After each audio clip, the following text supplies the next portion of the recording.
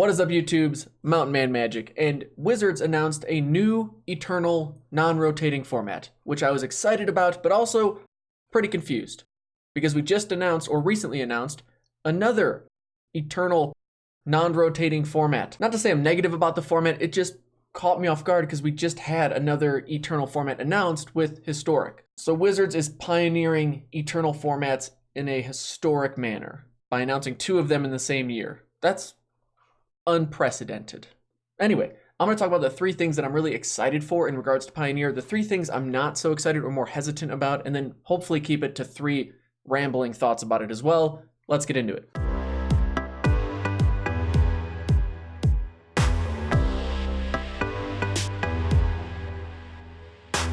To start, Pioneer is modern light. It's basically Wizards taking a flag today in 2019 and planting it 8 years ago, back in 2011. Return to Ravnica Forward is now legal in the Pioneer format. Everything is, except they have preemptively banned fetch lands, which I have no problem with. It's just funny to me that Wizards literally copied the blueprint for what Modern or how Modern got started and just applied it to today. It's like all good Hollywood productions. They're just going to copy something over that worked before in the past and hope it gets carried on name recognition alone, except the name makes absolutely no sense to me. That's a topic for later on in the video. Anyway, here's the three things that I'm most excited for about Pioneer. First is that with Wizards just announcing this new format saying fetch lands are banned, get to brewing, we get to pioneer what the meta will look like. And this is, in a way, pretty rare territory where you just don't have any context as to what's going to be great. I mean, you can kind of, look at what cards are powerful in general and see if you can build around those, but a lot of it is just trial and error. And to me, that's pretty exciting. You could sit down to play a game of Pioneer and have no idea what your opponent's going to play. You have no idea what's going on their side of the table. You could have no idea what's going on your side of the table, but it's fun. That's the fun part about being a Pioneer.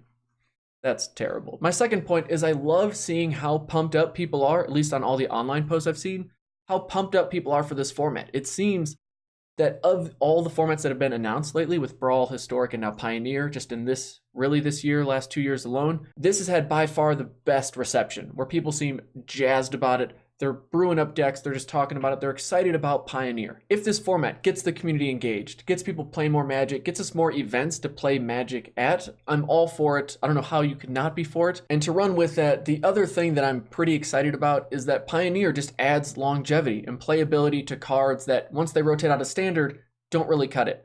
Because today, if it works in Standard, great, but the bar it has to hit to be playable in Modern, which is really the only other competitive format that it's probably going to work in. Sure, Legacy and Vintage are there, but that bar is even higher. If it doesn't work in Modern, the card's kind of left to maybe Commander playability or just some janky budget brew, but there's a huge disparity between the two formats, and it's nice to see Pioneer bridging that gap, adding playability to collections, especially us newer players that either came back or started playing Magic within the last 3, 4, 5 years. Pioneer just gives us more strategies and possibilities to play with cards.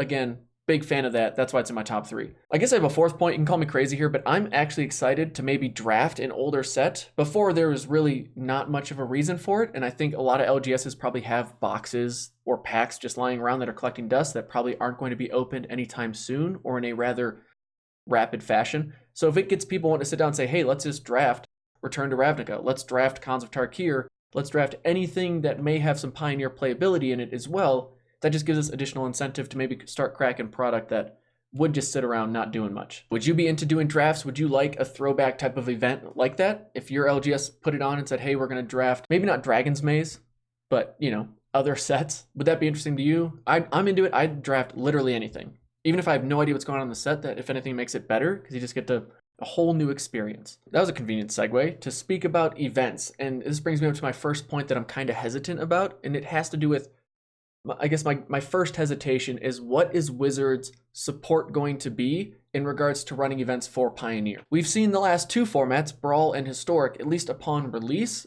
fall rather flat because Wizards just, either they don't really have many options, like Historic's not going to get people super jazzed about brewing and building for that, I don't think. And Brawl seemed to, but Brawl just ruined that format. And maybe that's one discussion, but then another discussion is the fact that it's not on Arena, I can also see as really hindering its ability to grow roots and become a staple of the Magic community. I don't really get how it can't be apart how this new Eternal format can't be a part of your flagship online platform. That seems like a disconnect that needs to be bridged. My suggestion would be just don't write that off. I thought Arena was supposed to be easier to program into, more flexible. I don't know why we can't stagger the releases of the old sets between the new sets. Gets people excited about Arena. You could just say, hey, we know the paper version starts in Return to Ravnica. You can play whatever you want from there on out. But Arena, you just get excited for it. You get to grow with the format as it develops on Arena. And especially those that only play online, to them, I think it's just going to be a very exciting option to play more Magic Online. Not through Magic Online, Magic Arena. I don't know. To me, the idea of just juggling and bouncing between two platforms isn't ideal either. I'm just some guy on the internet. That's kind of my gut reaction to it. I wish they would say that it's going to be on Arena. Slow but sure. We can be patient about it. Just let us know, is that a possibility? That's my first hesitation, is just Wizards' support of the format and helping it grow roots and become a stable piece of the competitive playing community. And I kind of hit on the competitive perspective of the community because to me, Pioneer has to work as a competitive format. It has to draw in players from that competitive space to, again, I think be seen as a staple part of the community. When it comes to casual Magic, I don't think anything's dethroning Commander anytime soon. Commander is where you can come together. I don't think Pioneer is going to be that. I think Pioneer needs to blaze its own trails, so to speak, in the competitive part of the community to really be seen as this successful type of format. Another reason would be competition drives that free press. It drives content. It just drives interest in it. So if there's not events, especially competitive tournaments focused on Pioneer, I think it's really going to hinder its ability to grow and gain popularity throughout the community. So some things that I'm going to keep an eye on are, does Wizards end up pitting Pioneer versus Modern when it comes to what events are going to be ran at, say, a Magic Fest or any type of event? That's rough because you're going to try and see which one has the staying power. How long do you give it before you just see, is it hype or is it legitimate? That's a really tough ask and a tough situation to put the player base into, to see which one they pick and assume that it's going to be the best long-term decision. And then in regards to the player base, is do they see value in following both formats? That's not to say we can't have two sustainable Eternal formats, but do players want to follow both metas? Do they want to build and update decks for each, or do they end up just really favoring one or over the other? And that's really tough to see if you don't give both their shot to really shine and become that staple in the community. Again, I'm not convinced we couldn't have two viable Eternal formats, but that's definitely something that I'd be tracking to just see where's players' interest. And you could say maybe Pioneer helps pull those people that are only interested in limited and standard or newer, and it pulls them into an Eternal format that they normally wouldn't get into because Modern has such a huge barrier of entry or barrier to entry. It's cost prohibitive because decks are just really expensive. There's a huge learning curve to it with the meta and how it's expanded, and just trying to get up to speed to play a deck at a high level can be really difficult in any format, let alone Modern. So to summarize this point, I'm hesitant, and we'll be watching how Wizards plans to support the format, grow those roots in competitive circles, and overall support the format throughout the Magic community. And the third thing I'm not stoked about, in fact, infuriated about, are those people that have insider info and use it to their personal benefit. And I don't care how anyone wants to frame it or justify it. At the end of the day, to me, it is unethical. I don't know if Wizards can be more tight-lipped about it, especially when there's probably a huge amount of discussion happening around something like coming up with a new Eternal format. But the people that have this privileged information are ruthless with this sort of thing. And it puts a damper on the format. It's very frustrating. I could rant about this all day. It's not going to do anyone any good. I'll just say to those out there that did buy out these cards to just be better. Be better people. Just do it like Nike says, please. But that's me being naive and just kind of like, I get it. There's money to be made. People are going to do what they got to do. It's just like, right? It's frustrating. It's so frustrating. All right, we're moving on. 3 random thoughts that I have about just me generally being excited about the format is, with Wizards lately, they've been crushing it in giving us new product that has high value. Like the Challenger decks that are mostly standard, it'd be great to get something like that, but for Pioneer. To be an intro product, to be something that's competitive, that gives people an easy entry into the format, and it'd be a great place to just print playsets of cards like Smuggler's Copter and Deathrite Shaman that got bought out. That'd be a huge win-win in my mind, and it'd show people, hey, don't buy out cards like this because, well, we're going to have products that just print them into the ground potentially, and maybe that'll dissuade people from just, doing that kind of thing. But yeah, I would just say I think Wizards has done a great job coming up with products that support formats like Brawl with the new Brawl precons, of course, printing issues aside. Hopefully those get printed into the ground and that everyone can get the ones they want at the price they want, or at least at the expected MSRP, and that people can get a nice, fairly competitive deck at a great price to get into a format, say like Pioneer. I'm also hoping that Card Kingdom comes out with some cool intro decks as well. I think they make some of the best just custom Magic products out there. And yeah, I guess being sponsored by them is convenient, but I genuinely think they create and support the community in an awesome way.